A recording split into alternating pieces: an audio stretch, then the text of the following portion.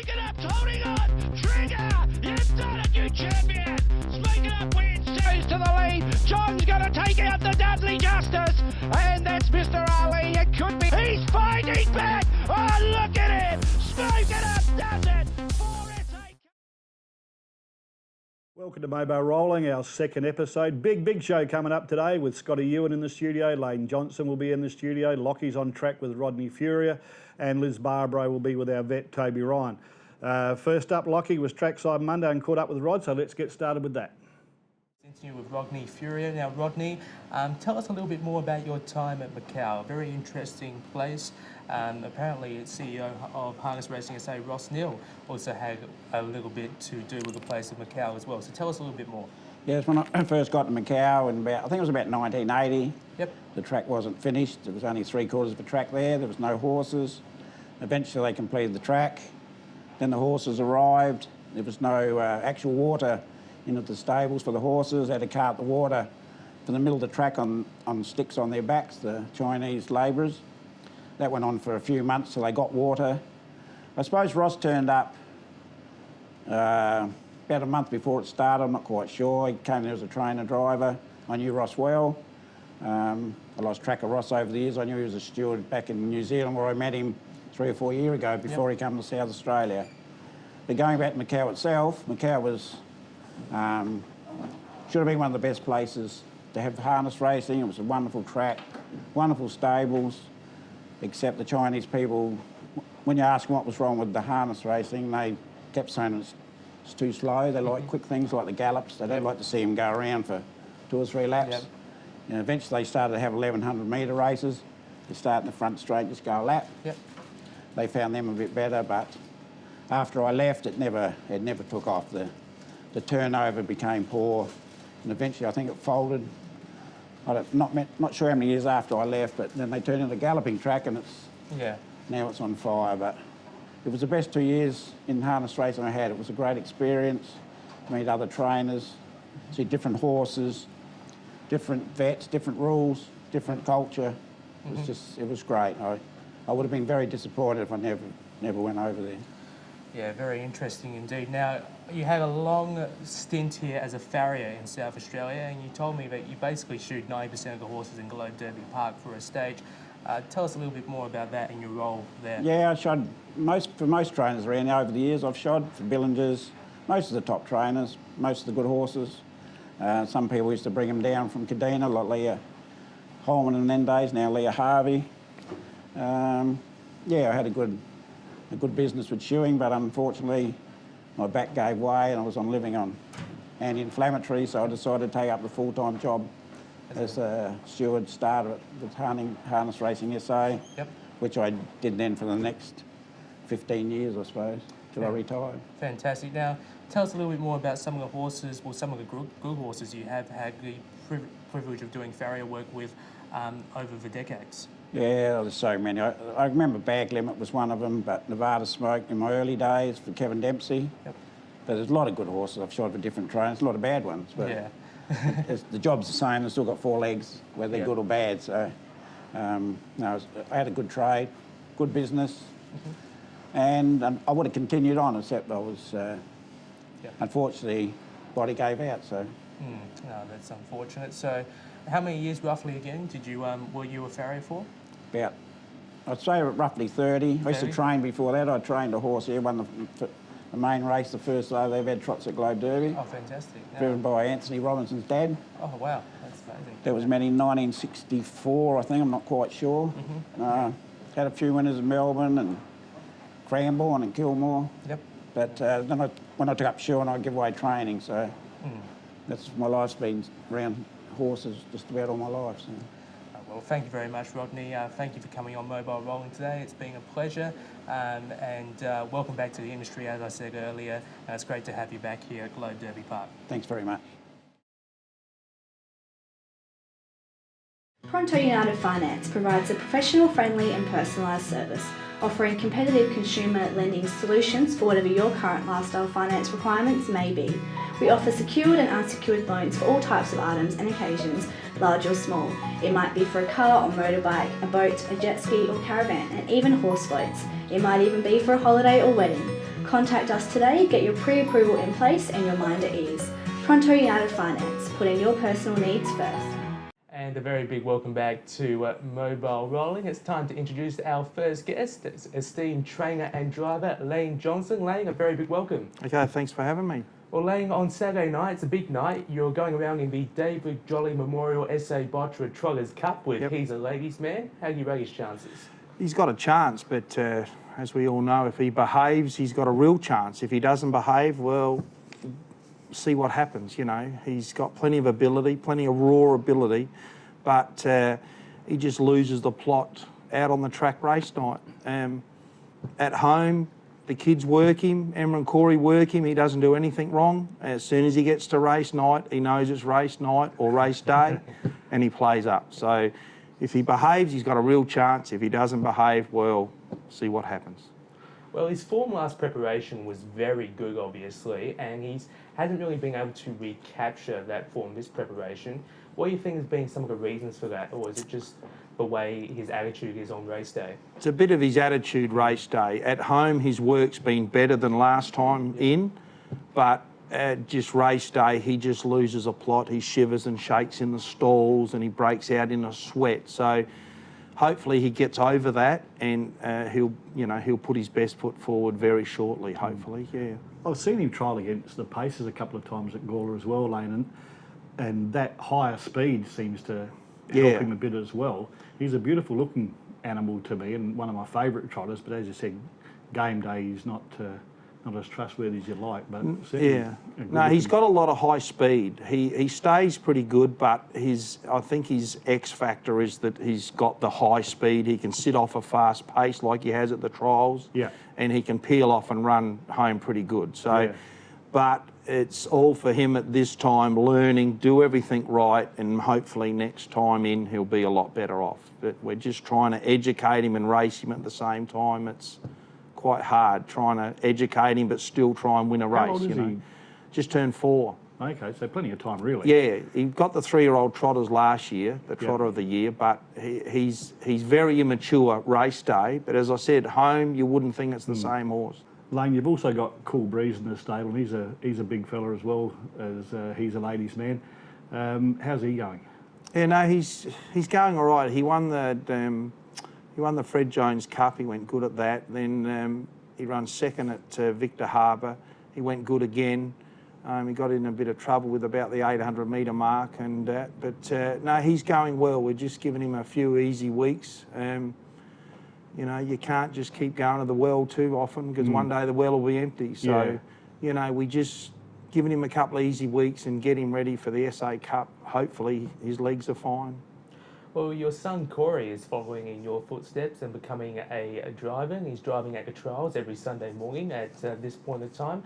How's his development going, and how many drives is he up to? He's got 18. I think he's got 11 to go or something. He's getting better every trial. He seems to be getting better. First couple of trials, it was just let's go out there and see what happens. But now he's starting to think about horses to follow. He does the form for the trials. Every week he speaks to Ross Sugars and he's advising him what you did wrong, what you didn't do, you know. So no one better than Ross Sugars to help someone young like Corey. Well, it's really important, mate, to have a mentor like that, especially with Dad involved in the harness racing, because you know less than he does already, I'm assuming. That's right. Yeah, so it's good to have that mentor for him to have a look at. Now, I want to ask you about a horse going back maybe 10 years, I reckon.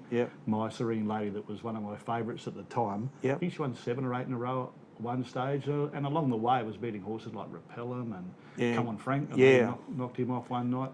And how'd that come about? How'd she get into your stables? We had a syndicate of owners that had old Excella Lord and a few other horses, and we're looking to buy a really nice horse. We had some money to spend. So we bought her from Auckland over there somewhere, and she come and she was just okay at the time as a 3-year-old. She was okay, and we spurled her, and she just got better and better each run we give her after. And a lot of high speed. That's what actually ended her racing career. Her legs, she had a front leg that couldn't handle her high speed, but she was another one, could sit off the fast pace and the night she beat Come On Frank and Repellin, she followed Come On Frank with a lap to go, and it was a really good race, you know. Like Repellin, Come On Frank, Ahoka Boston, they were the really nice horses. Scott Ewen had 2 of his horses in the stable. They were it was a really good 3-year-old race. So so she's got a foal at foot now. Oh, has she? Yeah, we couldn't get her in foal for a few years, and then she had a 4-star shark foal, and we had to have it put down because it had a crook leg. And now she's got a rock and roll dance filly that's a really nice filly. Excellent. And just one last one from me. You're also a horse breaker for many trainers now, and getting horses prepared for the yearling sales, etc. That's obviously takes up a lot of your time and fulfilling for you as well. Yeah, no, we've done it. I've done it for probably 40 years now, broken in people's horses, Ross Sugars, Fred Kersley, Toby Ryans, so Scott Ewan. So, you know, it's I really enjoy it, actually. I like doing it better than working the racing horses, because you get a horse that's done nothing. 6 weeks later, he leaves your place, he's around, pacing around, the owners are happy, so it gives you a bit of a kick. And then when they win a race, it's even better again. You know you've helped that horse win a race. So, yeah, no, it does. It takes a lot of time. Sure does. Well, Lang, good luck with your team over the next few weeks. Thank you very much for coming on today. And as I said, good luck with He's a Ladies' Man in the Bottra Trotters Cup this Saturday night. All right, thanks for having me. Good on you, mate. Etches.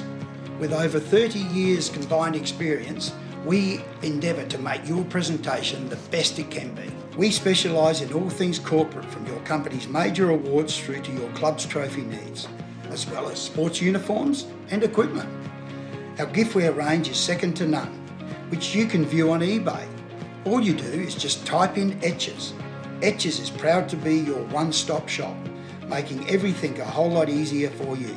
Etches, proudly supporting harness racing in South Australia. Please come and see us at 142 Port Road, Hindmarsh.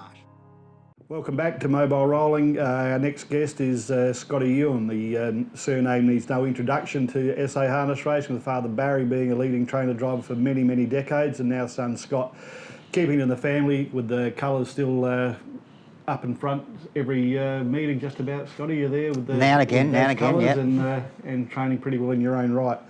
The first one I want to bring up, of course, is Bulletproof Boy. 38 starts, I think he's had, for 16 wins and 70k prize money. What's your, well, first of all, how did he walk into the barn? What was the... very good owner. I've got Charles Opmasic, who, just on quiet, is very crook. He's not healthy. He's got asbestos poisoning, so he's not travelling real good. But yeah, he started breeding, be 8 or 9 years ago now, and Bullet was one of the, well, might be 7 years, but Bullet was one of the second stock. First ones we had, we didn't get a lot out of him, but then he bred Bullet. Yeah, he turned out a nice horse. Unfortunately, my River girl was his mother. She passed because she had a lot of complications breeding, so he was the only one we got out of her. Yep. We got a filly the first crop, but she was didn't make the track. But yeah, so yeah, he's bred him, so he's wrapped that you can breed a horse, and you know, even if they get to the races, you're quite happy. But he's actually gone on and become a nice horse, and I think when he's 5, you know, not being stupid, but I think he'll make free-for-all and be quite competitive. Maybe country cups, you know. Well, that was my next question to you, Scotty. I know you're not going around on Sunday in the stand, but have you thought about the SA Cup and Gawler Cups? And definitely, I was going around in the stand, but yeah, I was going to Melbourne actually. I went to Melbourne last week just on a holiday sort of thing with my daughter and partner, and I was going to take him with us, but he got the virus. And his last run on the Saturday night, he ran 4th, and I was a bit disappointed him, even though they went good time. They only ran home slow, and I thought he'd go a lot better, and so we done a blood on him, and yeah, fair enough, he had a virus. So that was the reason for not being in Melbourne, and also not at the Kapunda Cup. Otherwise I would have, because I qualified him from the stands, and he went away no problem. And the week before that I trialled him, and he went 154.5 or something, and Ideal World beat him. But he had the right to, because I saw it run 58 in the first half and went pretty hard on him. Yeah. But he showed that he was getting to that free-for-all stage, you know, and yeah, then he must have got crook and the wheels fell off.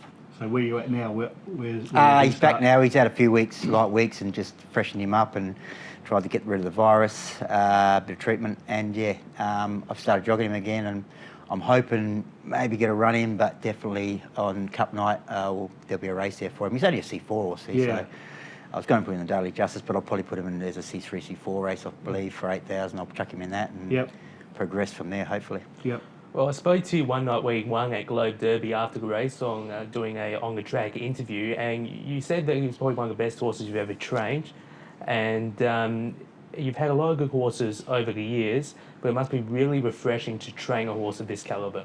Definitely the best, because he can do it both ends, and it's very hard to find a horse that can do that. I had Raz, but he was always just drop him out and get home. I mean, he was a nice horse, won 3 or 4 Gawler Cup, Mount Gambier Cup. He was a good horse to me, but it's just different. Driving this horse, he's got a bit of flair, and he can run a bit, and so I think definitely he'd be the best horse I've trained, and yeah, hope we can go a lot further with him. Yeah, well, let's go back to the other end, Scotty. You've got a trotter in your camp called Gotta React, who started as a pacer, as a 2-year-old, had 15 starts, I reckon, as a 2-year-old. Yes, and won his first start. Yeah, and then I go to the trials one day and see him trotting, and if Bulletproof boy is bulletproof, this bloke's the opposite end of the scale for him, but he has got some ability. He's definitely not bulletproof, but yeah, got a lot of ability, and I mean, if you watch him, he loves trotting. He trots very well, but the old got a bit of a rattle going in the head. So he, I think, saying when he's 5, I think he'll be a nice trotter. But right now we're going through the learning curve, but I do think we'll get into the races this time, maybe win a race or so. But I think we'll still see a bit of menace in him, and yeah, maybe 12 months' time he'll be a nice horse. So right now I'm thinking that he's winning the battle. But you're determined to knock him over. We're getting on an even keel, but yeah, he's a little bit on top. Well, you drove a winner on Monday afternoon, this previous Monday, with Bella Sophia for Michael Sugars. Tell us how that came about, your relationship with Michael and his involvement in the sport. I can't think of his name, but a chap that I drove in Carsey for many moons ago, he works with Michael. We're good friends with him, and he must have said to Michael, you're looking for a driver, chuck Scotty on, so he come and saw me, and we had a few trial drives, and it took a bit to get it right and get it going, but once again, he's only a fresh trainer, he hasn't done a lot, and then 2 starts ago, it went nice on a Saturday night, it was 1800, it got caught up behind him and was sort of travelling and never got a clear run and run 4th. Next start, drove him a bit hard out the gate, and yeah, she sort of compounded a bit, but then she drew 1. Didn't do much work out the gate, got the dream run, and yeah, bang, away it went. So, and congratulations to Michael. I think it might be his first winner, and it's good to see that we can get some more people in the game and get a winner. Absolutely. Now, I want to go back as well through history with Dad. I mean, I was around when he was up against the best in the state. Really, he held his own for many years. What can you remember about those days of Dad being at Globe Derby in particular?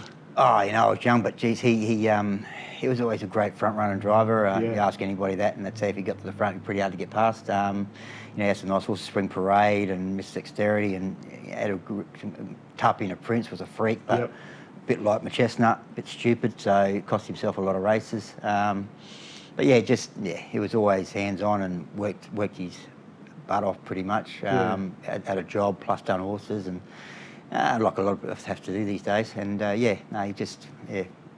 very astute man, I believe. Yeah, well, he tried his luck with thoroughbreds as well.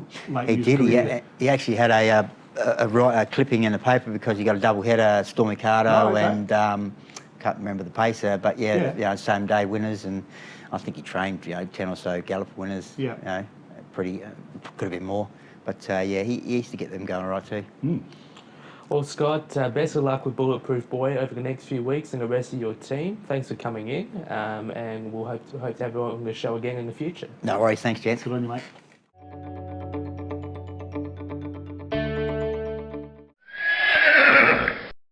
Welcome back to Mobile Rolling. Here we are again with Toby Ryan for Vet Talk. How are you this afternoon? Well, thanks, Liz. Thank you. Topic I'd love to discuss is worming, and there seems to be a lot of myths and misconceptions about worming our horses, and there seems to be this pattern happening where more and more horses don't seem to be as responsive nowadays to the worming products out there. Any suggestions? What should they be doing? No, it's a really, really good point, and the expert parasitologists, they're called in the research laboratories, and that part of the veterinary world are advising the mugs like me in general practice to take a whole different approach to worming now. We've been guilty over the years of in fact overworming and worming too frequently, and as a result we've been giving exposure of our worming products to the parasite families at a little dose frequently, and it's enabled them to toughen up and respond. You know, in the way that a horse can respond to training, the parasites are responding to a taste of the products and getting stronger and getting more resilient and resistant against them. So it's an issue. You know, there's probably not a lot of need now to do the old stomach tube style of drenching we were doing for a lot of years as vets. There's really good products in paste form, in a easy, ready to use form. Yeah, because there's a lot of different products, and it's very hard to know which product is the best for your horse. What should we really be doing?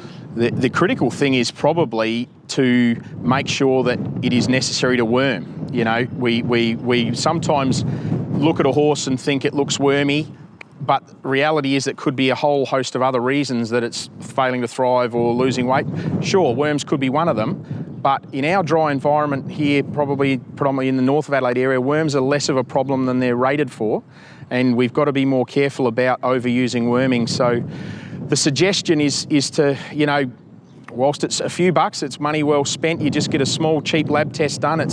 They're only $20 to do what's called a fecal egg count at the lab, where they'll actually you just take a fresh sample of your manure to the lab. They'll microscope it and actually identify whether or not that horse has a worm burden or not. It's extremely reliable. It's completely black and white. By doing that fecal count, would that also help in better direction as to which form of worming to do? It does, yep. Some brands of worming target, you know, one type of worm or the bot fly more effectively than others. So that would they can give you a lead in. The types of different parasites, different worms have different egg structures, so they microscope up differently. So the lab technicians that are doing this work can steer us, you know, more accurately in the right direction. Just basically so we're not trying to do unnecessary worming, because that has led to a resistance problem. There's some of the old brands that have stood the test of time still have their place, but it has to be in the right population of parasites, and we certainly don't have as big an issue as what it's made out to be in our environment compared to some others. Yeah, that's awesome. Thank you so much, and we'll chat with you again in the near future. You're welcome. Hope. No worries. Thank you. Back to you guys. Just Wrecking Toyota, South Terrace Wingfield, for all your recycled and reconditioned parts. Our huge range covers almost every model in the vast Toyota stable. Proudly South Australian with over 25 years in the automotive recycling industry. So, if you want to save some serious money on anything Toyota, call us on 8359 4499 for fast and friendly service. And a very big welcome back to Mobile Rolling. Very good to hear from Liz and Toby there on this week's edition of Vet Talk. Now it's time to get into the news, and we've got 7 races at Globe Derby this Saturday night, Rocky, with an interesting program with the Bottra Pacing and Trotters Cup, and of course the St. Ledger. It's a really good night of racing. It's only, I think, 7 races, and all of them are competitive, and a couple of good prize money, 12k for the Bottra Pacing Cup, which is run in a couple of heats, and the $10,000 D Jolly Memorial Trotters Cup, and I think they'll be very, very competitive. Some very good horses going around as well. We've got Culture King in the St. Ledger, La Magnificent going around from the Aaron Bain Racing team, Lochinvar Hugo in the Bottra Pacing Cup. It's some good calibre horses going around for that Saturday night meeting, even though the fields might be a little bit small. Well, we're starting to see our really good horses come in. We've got the Cup coming up, obviously. Culture King has been a revelation in South Australia, and it's lovely to see Paul Cab back at the track with a really good horse, and he treats his horses like family. They take a long while to get to their peak, and this horse is a long way away from that, and he's still winning his races quite comfortably. So sky's the limit for Cab with Culture King, and it'd be good to see him in the St. Ledger Saturday night. The funny thing is, people forget that Paul Cavallaro was actually the top driver here only about 13, 14 years ago. And to see him back out there with such a good horse and enjoying it is such a positive sign to see. It shows that people can come back to the harness racing industry and have success. That's right.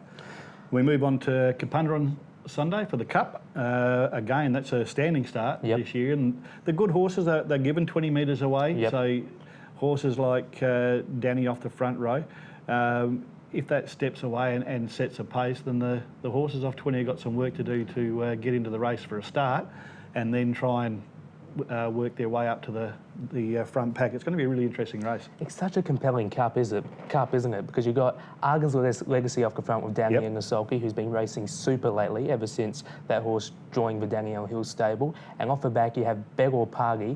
On his day is one of the best horses in the state with Michael Harding and Nasolki, and Blinding Light, who trialled super on Sunday morning at Gawler with Wayne Hill and Nasolki. So some big guns going around in that cup on Sunday. Well, again, I can see the Hill connection there with Danny and Wayne. I wouldn't be surprised to see them fight out the finish. I think that it'll be a terrific result. And Blinding Light, his trial last week was super, especially from the standing start as well. And so there's some interesting horses going around the trials on Sunday at Gawler. Carly Montana, who's going around in the David Jolly Memorial Botra Troggers Cup on Saturday night, trialled really well in the opening trial. And we also saw our first full 2-year-old trial of the season. And we saw Ray Donovan for Heather Stevens, who was very impressive.